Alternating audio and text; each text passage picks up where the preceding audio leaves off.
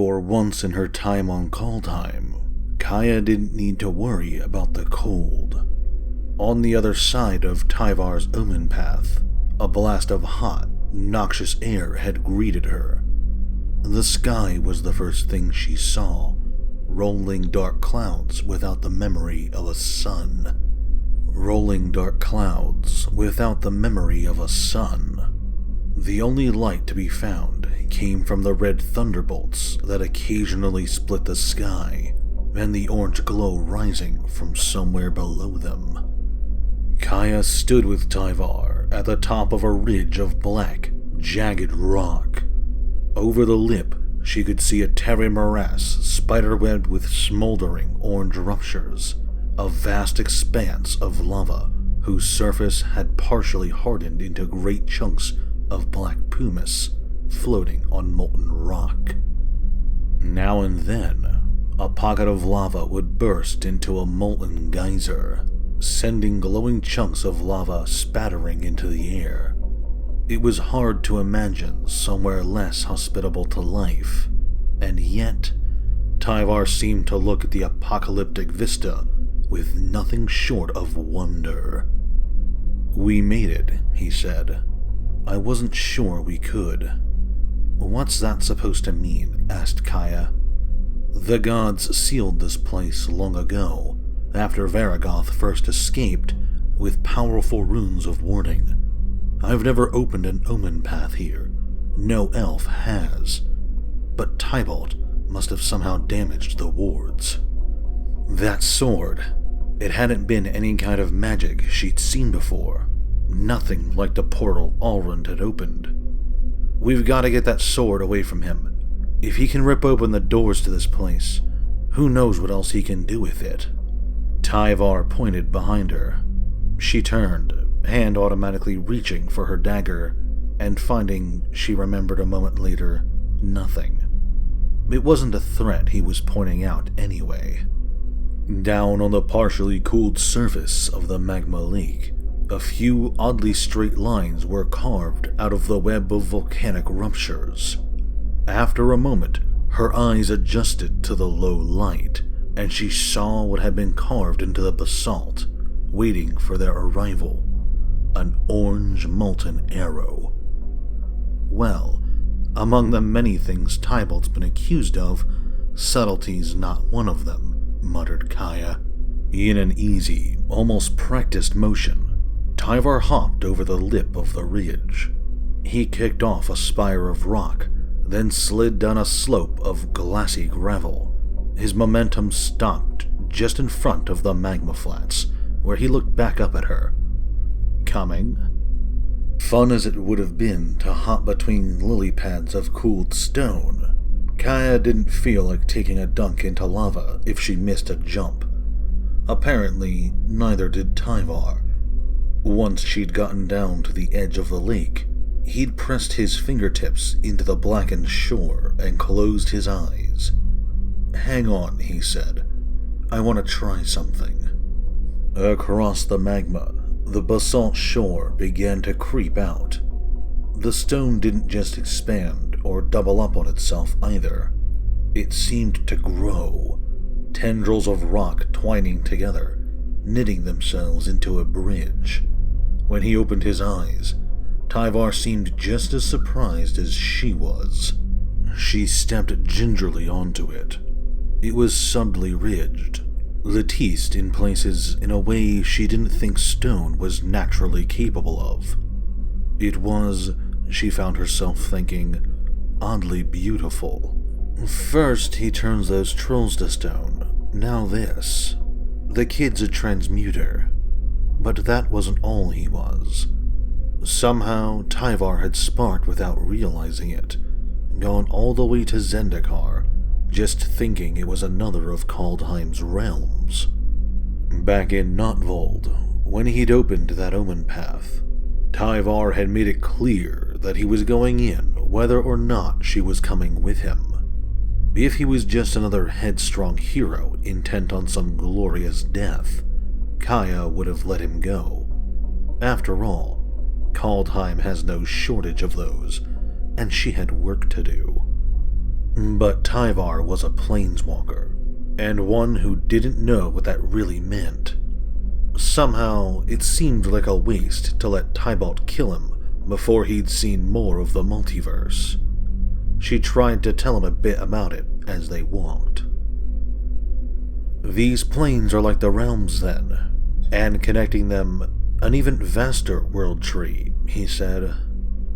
Well, without the literal branches, and no giant animals in the spaces between, at least as far as she knew.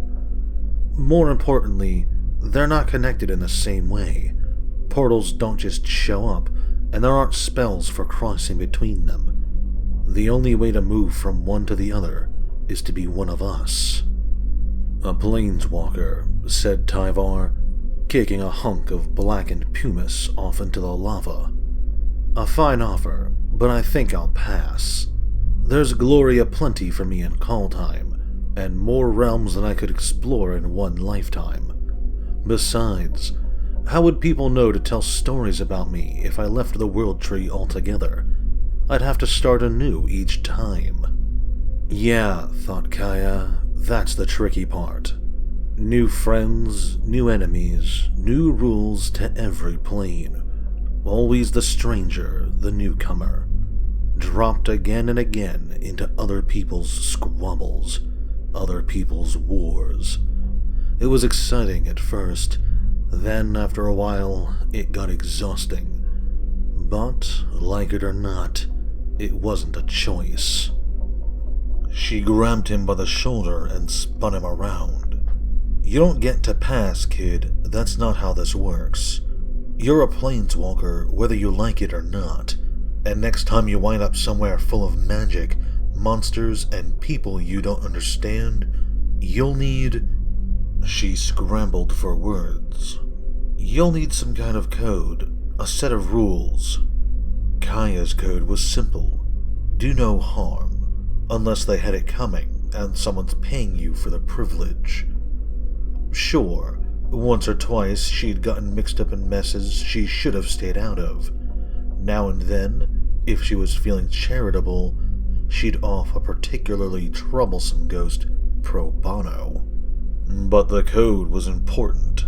It was the only thing that followed her from plane to plane, the only thing she could count on.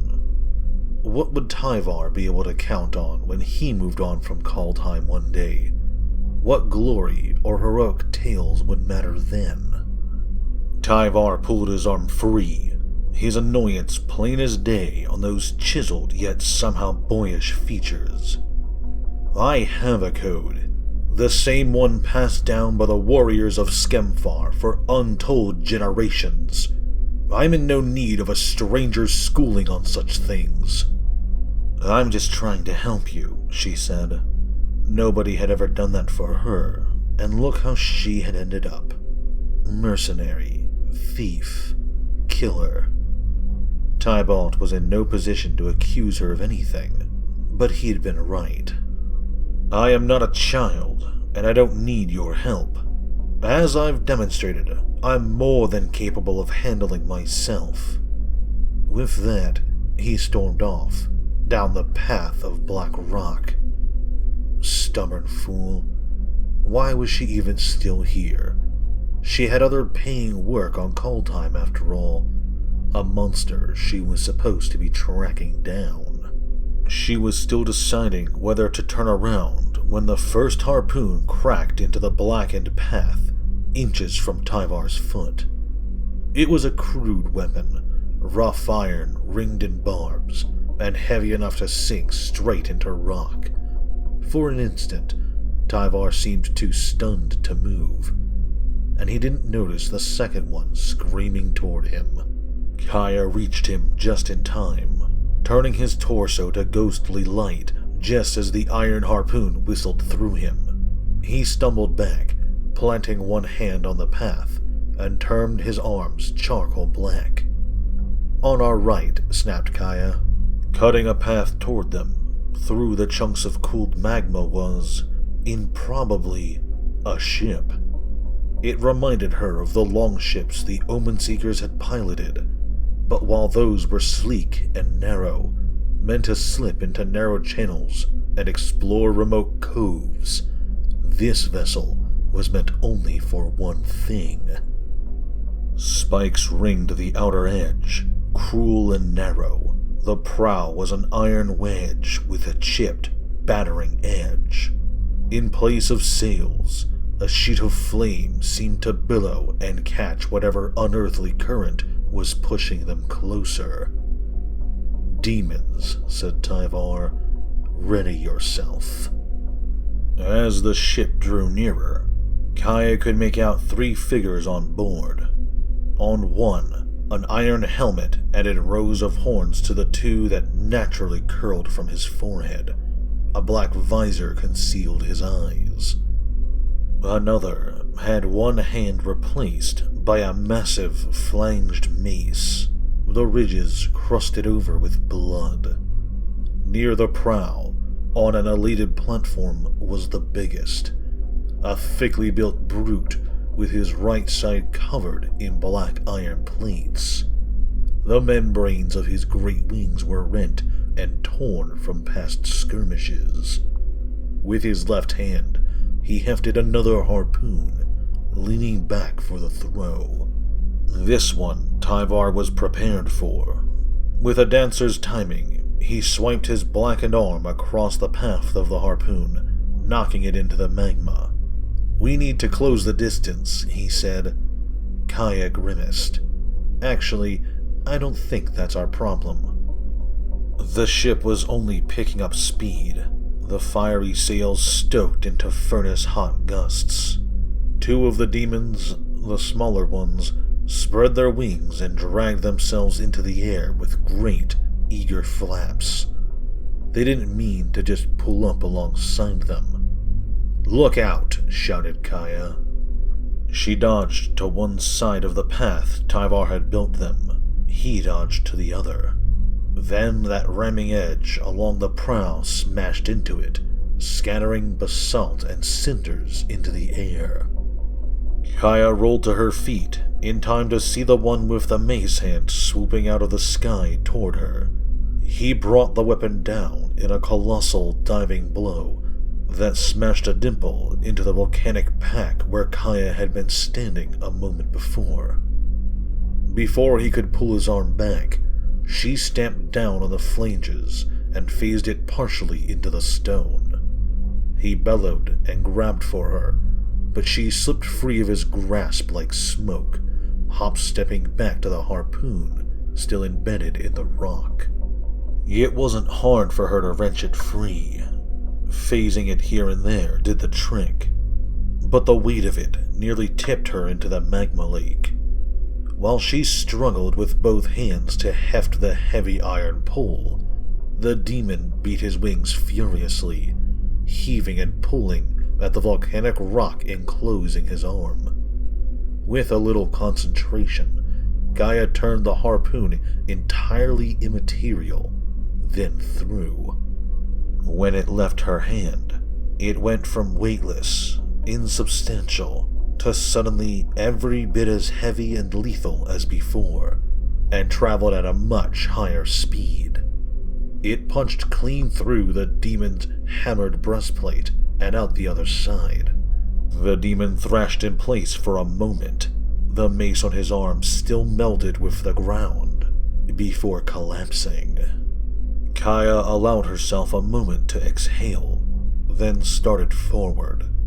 Planting one foot on the armor encasing the demon's back, she vaulted up onto the deck of the longship. On the other side, she could see Tyvar flanked. The demon with the horned helmet was chopping at him furiously with a pair of short cleavers lined with wicked, serrated teeth. And the big one she'd seen, with his body half encased in metal, kept him penned in with great sweeps from a spiked hammer. Just one blow from that looked sufficient to take the elf's head off. But so far, Tyvar had managed to stay just ahead of every swing. His arms, she noticed, were no longer the rough black of basalt. Now they were a molten, glowing orange, as if he'd heated them in a forge. Each time he batted away a cleaver blow, embers scattered and winked out into the air. He was quick, strong, and skilled. There was no doubt about that. But he couldn't keep this up forever. She ducked under the flame sail, shielding her face from the heat with one hand, and took a running leap off the side, landing with a less than graceful flop across the big demon's back. He was twice her height, probably more than twice her weight, and barely leaned forward from the impact, but she managed to secure a hold around his neck. With a thought, she reeved her hand in that eerie light and straightened her fingers into a spear. Quick jab through the heart, flicker out of phase, and extract. Won't be comfortable, but it'll get the job done. As the demon groped awkwardly around his back, trying to reach her, Kaya jabbed her hand just to the left of the spine, rematerializing for an instant, and nearly blacked out from the pain. It was burning inside the demon, like sticking her hand into a furnace. She lost her grip on the demon's neck and tumbled off down onto the rough black stone beneath. The demon shuddered, fell to one knee, then pushed himself to standing, using the handle of that massive warhammer as a brace. He turned toward her, tiny red eyes smoldering with rage. From his mouth poured a thick, black bile that bubbled and steamed. She'd hurt him, but not enough. Her hand had only been material for a fraction of a second, yet she could still feel the pain, white-hot and absolute. But pain, like so many things, was a tool Kaya knew how to use. Focus on it. Use it. From somewhere deep inside her, Kaya felt an icy chill welling up. The demon raised his hammer, the great muscles working to lift the massive thing, boiling blood still spilling from his mouth. That's when Kaya phased the rocky path beneath him into empty air. The demon's wings shot out on reflex, trying to rebalance, to keep himself aloft. It might have worked, if not for the holes and tears that pocketed their leathery surface, or the great hammer hanging above him. He started roaring the moment his legs sunk into the lava. He fell forward, dropping the hammer, clawing for purchase on the rough black stone still making up the part of the path Kaya stood on. With a sharp kick, she sent him flailing backwards into the molten rock and allowed the path to rematerialize over him. Across the path, Tyvar's battle with the remaining demon raged on. With only one opponent, the elf was on the offensive. The brass knife affixed to his bracer had grown longer now, glowing orange with the same volcanic heat that covered his arms. With a snapping stroke that left heat shimmers through the air, he chopped straight through one of the demon's cleavers. His next slash passed through its neck. She heard a sizzling sound, smelled something worse than burning hair, and then the demon's helmed head bounced once off the basalt and into the lava, while the body sagged onto the path of black rock. The fight was done. Kaya's hand still throbbed awfully, despite the spell she'd used to fix the worst of it. She'd never had much of a knack for healing magic. It would likely be days before she had a full range of motion in it again. "That was amazing," said Tyvar. Yeah, said Kaya. "I saw what you... That Jarl was twice your size. Do you know how many humans in all the sagas I've known have slain a demon? Assuming you didn't talk things through with the other one, you bested 2, and without a weapon. The Skalds must hear about this. I'll tell them myself when we're finished." Thanks, said Kaya, caught off guard. So the kid can share glory. If we plan on doing this again, though, I'd prefer to be armed. Something seemed to dawn on Tyvar then. Of course, allow me. He stooped over the massive hammer the demon Jarl had dropped before going into the magma. Kaya was about to protest. A bit heavy for me, not really my style, when Tyvar pushed his fingers into the black iron of the hammerhead as if it were mud. From it, he pulled 2 fistfuls of metal. One he dropped to the path, where it clinked dully against the rock. The other nugget he held up and squinted at. Terrible quality, but we can do something about that. He pressed both hands around it and squeezed, the muscles along his arms and shoulders going taut. When his palms came apart, he was holding a small oval, rough in parts like the pit of a fruit. He knelt over and pushed it into the basalt, which took some doing. Afterwards, he did the same with the other nugget. Kaya watched, mystified, as he scooped broken, charcoal-colored earth into a little mound over each. What are you doing? Everything has the potential to grow, said Tyvar, straightening back up. Trees, people, we expect it from them. But earth and stone, too, given time and patience. Or, failing that, a bit of magic. I told you, my abilities work differently in each realm I pass through. I figured in a place as lifeless as this, anything would be desperate to grow, even metal. And I was right, he said, grinning. She'd never heard of transmutation like this. What about back in Notvold, what you did to those trolls? He waved his hand dismissively. Easy. Torga trolls are creatures of the earth. They spend years at a time as little more than boulders, gathering moss. They're not far from stone as is. I only coaxed them a bit closer to that shape. Then, before her eyes, something poked up out of the ground. A sprout, the same dark iron color that the oval had been, but curling, unfurling. Then another, from the other mound. Kaya watched as they grew taller and thicker, as they sprouted tendrils that wove together into braiding lattice work. When the top folded over the rest, falling in a D-shaped curve, she realized what she was looking at.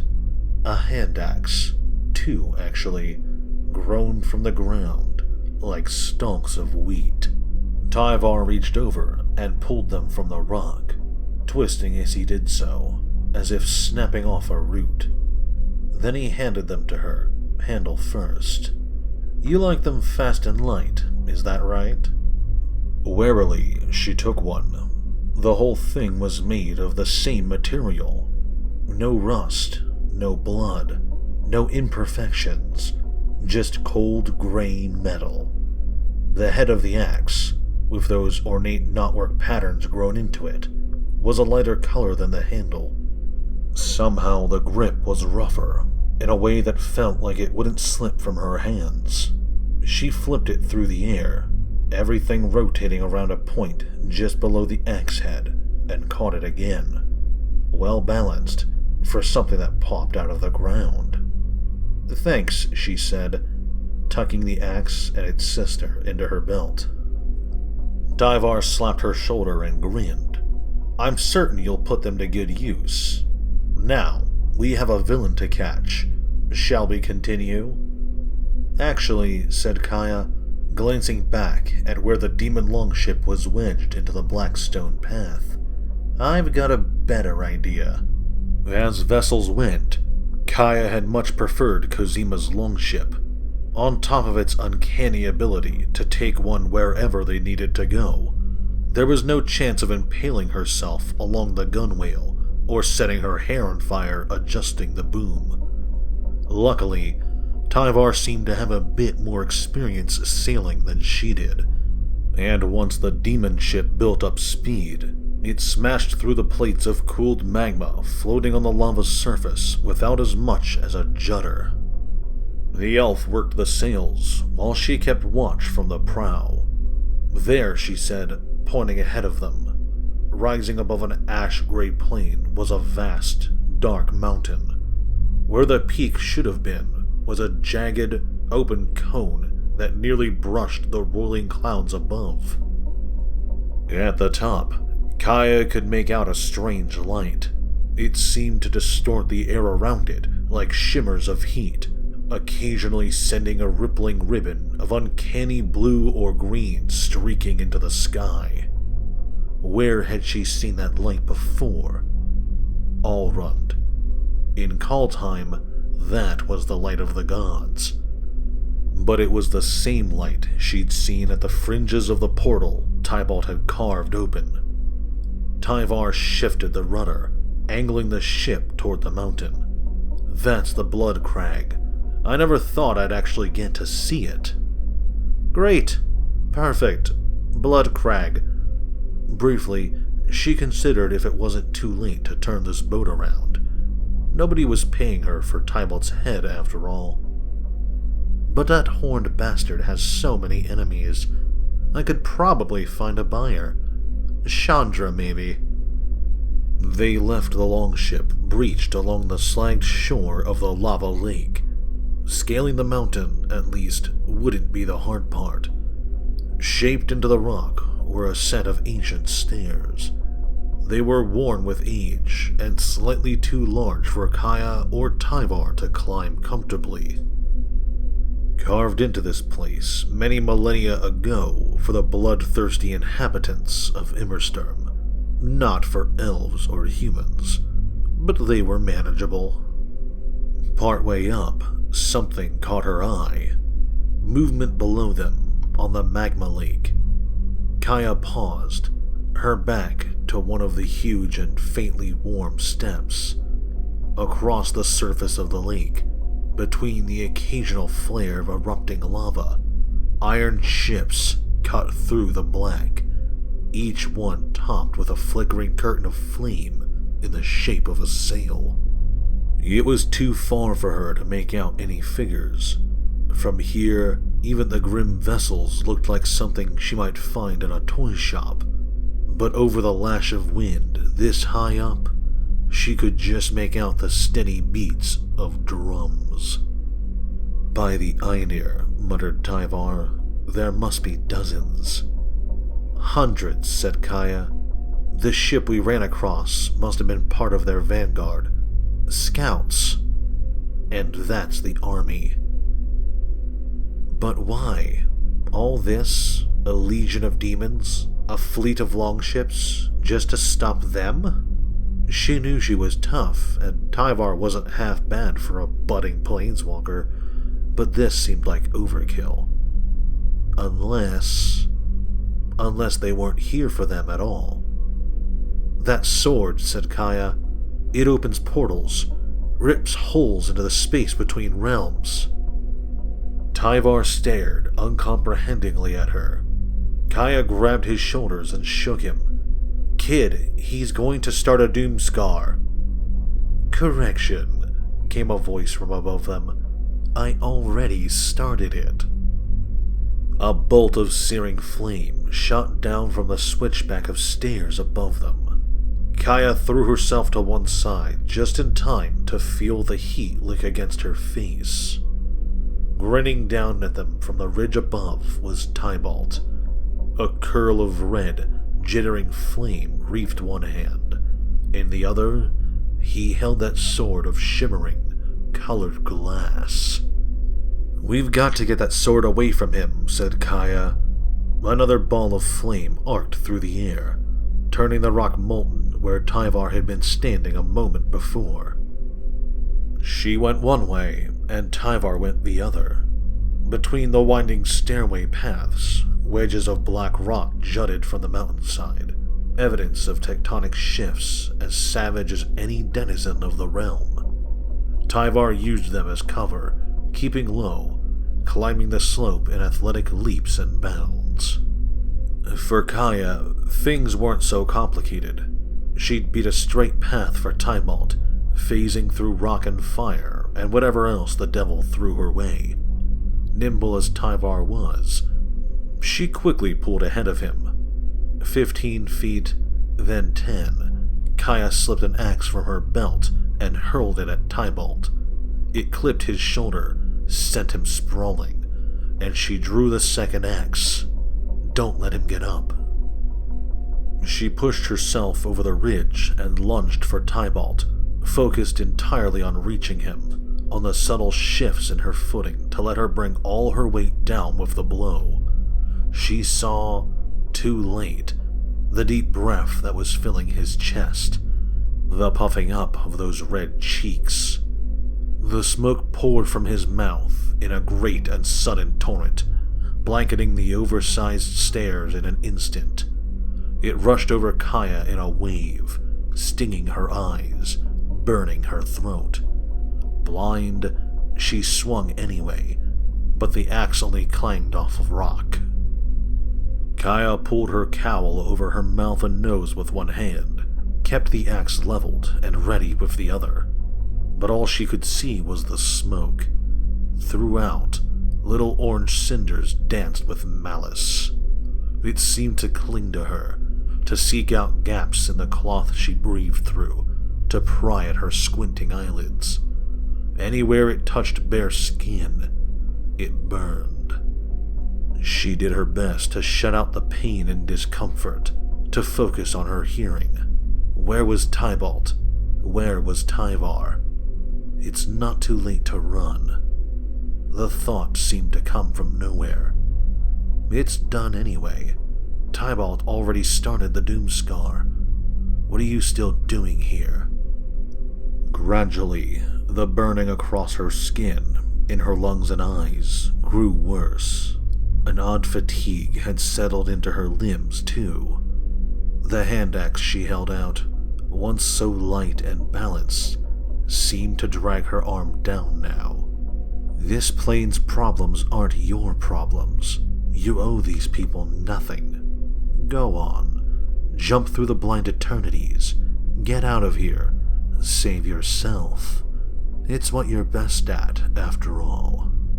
The thoughts rolled through her mind, one after another, with Kaya powerless to stop them. And in spite of herself, she felt the impulse tugging at her, the magical energies building around her, preparing to carry her away. It would be so easy. There's nothing for you here anymore but pain. Something was wrong. Beyond the burning smoke, beyond the unnatural exhaustion that now threatened to drag Kaya to her knees, there was a voice in her head.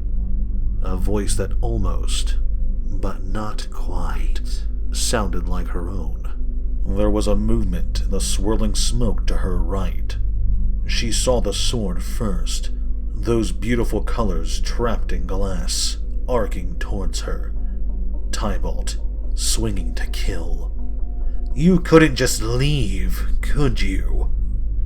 She tried to raise her axe to block the blow, but it was so heavy, her arm so sluggish. Kaya knew already that it would arrive too late. On an animal instinct, Kaya squeezed her eyes shut. There was a resounding clang. Not exactly the sound of metal biting into flesh. No pain either. Funny. Kaya opened her eyes. Between her and Tybalt stood Tyvar. He had caught that shimmering godlight sword on the dagger fixed to his bracer. Tybalt was struggling to push through, arms shaking with the effort, and getting nowhere. Who in the hells are you? With a quick and practiced gesture, Tyvar knocked the sword from Tybalt's hands. Tyvar Kell, Prince of the Elves, greatest hero in Kaldheim. The fog was starting to clear from Kaya's head now. She could feel where Tybalt had slipped into her mind, the way he had cloaked his presence in her own doubts and fears. The more she listened, the worse the fatigue and pain grew. It was almost artful, this magic. Nothing like the clumsy, slapdash work she'd seen from him so far. But then, why had Tyvar been immune to it? He'd charged into the smoke, same as her. Why weren't his doubts, his insecurities, slowly sucking the life from him? Unless he didn't have any. By the ancients, she thought. He's too young, too arrogant, too dumb to doubt himself. And thank all the gods of Kaldheim for that. In front of her, Tybalt scrambled back, red fire curling around one hand. But Tyvar grabbed him by his collar and flipped him over one shoulder, crashing the planeswalker into the edge of one stone stair. The breath went out of Tybalt in a hacking cough, and with it went the smoke and the fire, dwindling to nothing around them. Tyvar pressed his brass blade into Tybalt's neck. Now, fiend, you will tell us what you've done. At that, Tybalt managed a grin. Go see for yourself, he croaked. Kaya felt the energy gathering around him, the magic a sharp, acrid taste in the air. She tried to shout, but then there was the sound of a fire catching on dry wood, and the back of Tybalt's eyes lit orange. Like burning paper, his body dissolved into a mass of orange cinders, and Tyvar stumbled back.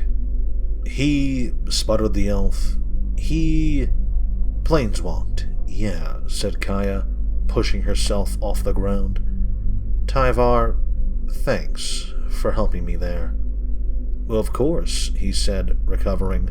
But what if he returns? He can't. Not for a while, anyway. And if he does, he'll be no threat to us. It takes a lot of magic to jump planes. He'll need a while to recharge. Ah, said Tyvar. So we've won? It's over? Kaya glanced up toward the peak of the mountain, where those strange lights continued to coruscate and ripple across the ash-clouded sky. No, I don't think it is. On any other day, maybe the sight of a vast well of blood resting in the cone of the mountain below them might have been worth a moment's regard. But from the peak of the blood crag, they had a clear view of the tear in the sky. It stretched end to end, from where they stood to the middle of the lake of magma they had crossed. Kaya didn't know whether the heavy clouds of ash had blocked their view or whether it was new, a fresh wound made during their initial ascent. Along the edges of the tear, spilling out and covering the sky, radiated that shifting, multicolored light. By all the realms, muttered Tyvar. Inside, Kaya could see a shifting, kaleidoscopic tableau of landscapes. Craggy, towering mountains, fortresses of ice, plains of tall yellow grass. It felt as though she was seeing into the whole of the multiverse, all the plains rent open in one utterly wrong stroke. Any chance you know how to undo that? Maybe with the sword, she said. They'd brought it up with them, tucked into Tyvar's belt. He shook his head. My talents do have their limits, you know. Despite everything, the iron reek of blood, the tear in the sky, that forced a laugh from Kaya. It died in her throat, though, when she saw the first figures rising from the fiery lake far below them. With each beat of their leathery wings, they rose higher into the air, bearing swords and spears, halberds and hammers, the weight of the weapons and armor dragging at them, but not keeping them from their steady, dreadful progress.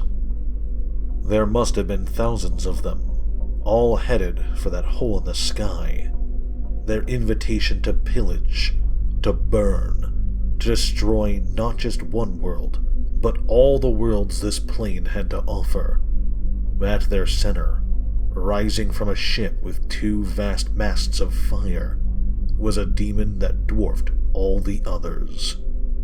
In one hand, he dragged a great double-bladed axe. He seemed to be beating his wings with manic fury, bowling past others in his need for escape. She knew his name, even before Tyvar whispered it, dumbstruck. She had heard it spoken enough times during her time with the Omen Seekers. Varagoth. Kaya turned to Tyvar, who was still staring at the unholy flock rising before them. Tyvar, we have to go. This plane is about to go to pieces. He didn't seem to hear her. We need to stop them. We need to warn whoever's on the other side. Tyvar, she said, gently, it's over. You're a great warrior, don't get me wrong. But the greatest warrior in history couldn't change what's about to happen. Already, she could see demons crossing into the gap, their great wing beats bringing them to new prey. We tried. Now all we can do is stay alive. Get to the next plane. Try to do better. She tried to put a hand on his back, but he wrenched away from her. So this is what your kind does? Disappear as soon as the world pitches a direction you don't care for? Run as soon as things get hard? You and that Tybalt aren't so different in the end. The words hit her harder than she expected. By the time she'd started shaping together a reply, something about not being so hard-headed, something about not going to get yourself killed, Tyvar had already opened an omen path. He turned to her. If this is what it means to be a planeswalker, I want no part in it. With that, he stepped through the doorway. The energy Kaya had been gathering to planeswalk still hung in the air around her, a nameless pressure lacking a valve. She could still go. She should still go. It was the smart choice. It was her code. But she couldn't help thinking about those voices in her head. How she'd been hearing them, in one way or another, since long before she'd met Tybalt or Tyvar. Kaya swore, took a deep breath, and stepped in after him.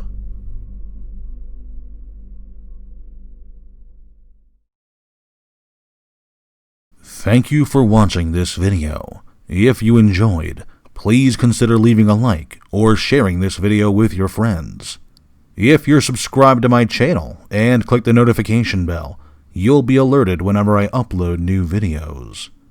Finally, if you have a suggestion for a topic you'd like me to cover, feel free to let me know in the comments section below. Thanks again, and have a great day. Unity, duty, destiny. I used the stones to destroy the stones.